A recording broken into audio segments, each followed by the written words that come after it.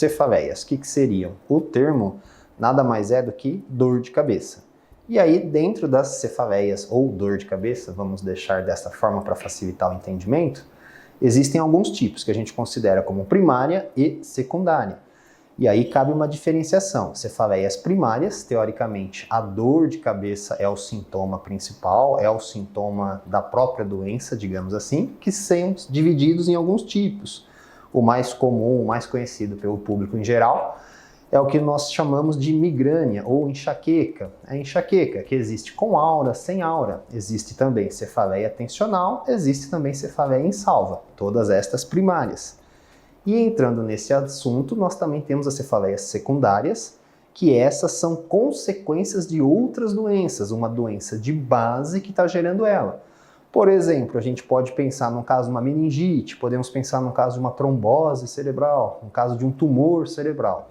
Para tentarmos entender então o que são as dores de cabeça, a cefaleia, e como tentar chegar a um diagnóstico, basicamente, inicialmente, é um diagnóstico mais clínico, ou seja, nós vamos sentar, vamos conversar e eu vou perguntar o tipo de dor de cabeça, é uma pontada, é uma queimação, é uma dor que pega só um lado da cabeça, pega toda a parte da cabeça, é uma dor que ela tem todos os dias, dura minutos, dura horas, ocorre com uma certa regularidade ou não, tem relação com ciclo menstrual, tem relação com algum trauma. Então, baseado inicialmente numa anamnese, numa conversa com o paciente, nós vamos perceber se é uma doença que pode ser, como a gente comentou anteriormente, primária ou secundária. E se pensarmos por alguns fatores, como idade, maior do que 50 anos, histórico de uma cefaleia, de uma dor de cabeça que começou do nada, começou subitamente, a gente vai partir para alguns exames de imagem.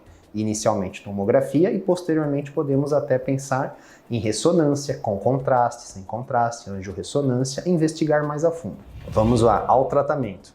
Existem várias possibilidades. Como eu comentei, tem dois tipos, primária e secundária. As primárias, normalmente, o subtipo dela, que dependendo como você for diagnosticado, existem medicamentos que são efeitos que basicamente inibem a contração do vaso, a dilatação do vaso e, consequentemente, melhorem muito, principalmente casos de enxaqueca, casos de cefaleia tensional.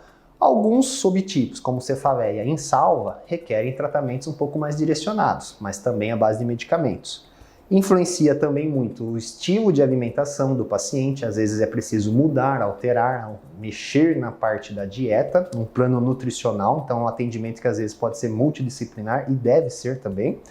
E também alguns fatores gatilhos, por exemplo, o paciente tem a dor motivada por esforço físico, a gente vai tentar trabalhar nisso, suspender algumas atividades ou até mesmo sugerir outras atividades que ela venha a praticar. E no caso das cefaleias secundárias, cada uma vai ter um tratamento específico, pode ser desde medicamentoso até mesmo precisar de uma cirurgia, se for o caso.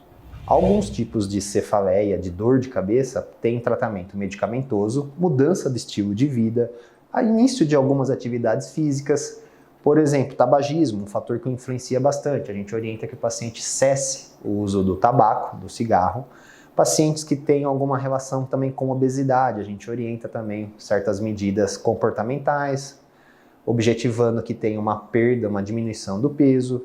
Causas de cefaleia secundária, iremos analisar uma a uma. Alguns casos, como comentei anteriormente, podem precisar de apenas medicamento ou até mesmo intervenções cirúrgicas na nossa área, como são casos de aneurismas, que também podem gerar cefaleia, dor de cabeça, que aí o tratamento na maioria das vezes vai ser cirúrgico, causas de algumas lesões, por exemplo, tumores, que também podem ser necessário tratamento cirúrgico, vai ser um detalhamento caso a caso, por isso que a gente sempre orienta que você deve procurar um colega médico e esclarecer suas dúvidas pessoalmente.